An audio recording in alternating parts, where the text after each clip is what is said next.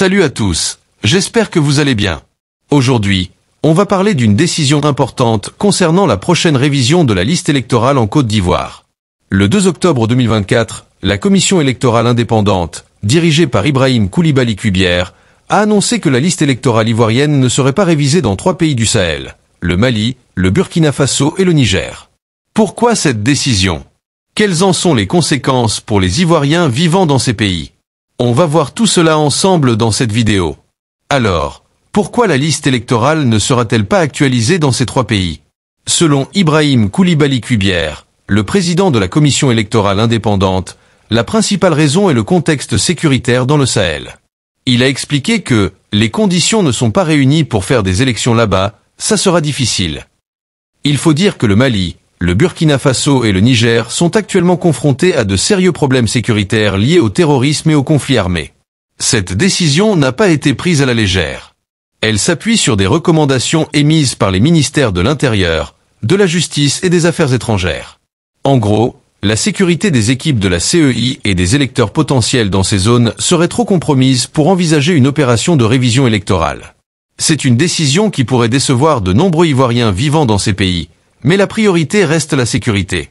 Cela dit, la révision de la liste électorale reste programmée en Côte d'Ivoire et dans d'autres pays, du 19 octobre au 10 novembre 2024.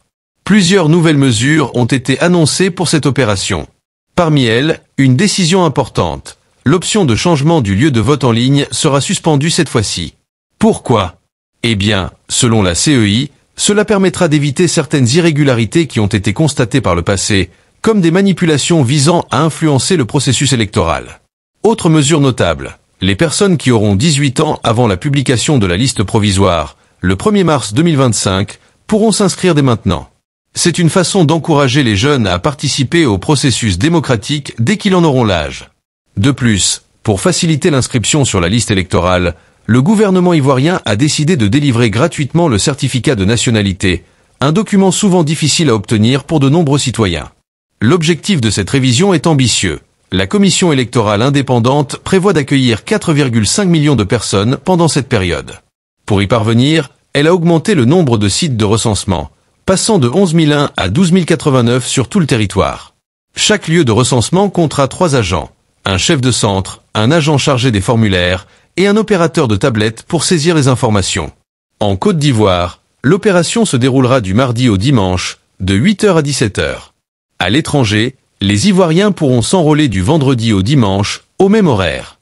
Le président de la CEI, Ibrahim Koulibaly Kuibière, a également assuré que les machines utilisées sont prêtes à accueillir jusqu'à 50 requérants par jour. Tout cela dans le but de rendre l'opération aussi fluide et efficace que possible. Alors, que faut-il retenir de cette annonce? La révision de la liste électorale ivoirienne avance avec des mesures adaptées, mais l'exclusion de 3 pays du Sahel pour des raisons de sécurité est un signe des défis que la région continue de rencontrer. Pour les Ivoiriens vivant au Mali, au Burkina Faso et au Niger, cela signifie qu'ils devront attendre des jours plus stables pour exercer leur droit de vote. En Côte d'Ivoire et dans d'autres pays, la CEI met tout en œuvre pour que l'opération se déroule dans de bonnes conditions, avec une attention particulière portée à la transparence et à la sécurité du processus. Les prochains mois seront donc cruciaux pour voir si ces efforts portent leurs fruits, et surtout, si la participation électorale atteindra les objectifs fixés. Voilà, c'est tout pour aujourd'hui. Si vous avez trouvé cette vidéo intéressante, n'oubliez pas de liker et de vous abonner pour ne pas manquer les prochaines actualités. On se retrouve très vite pour un nouvel épisode.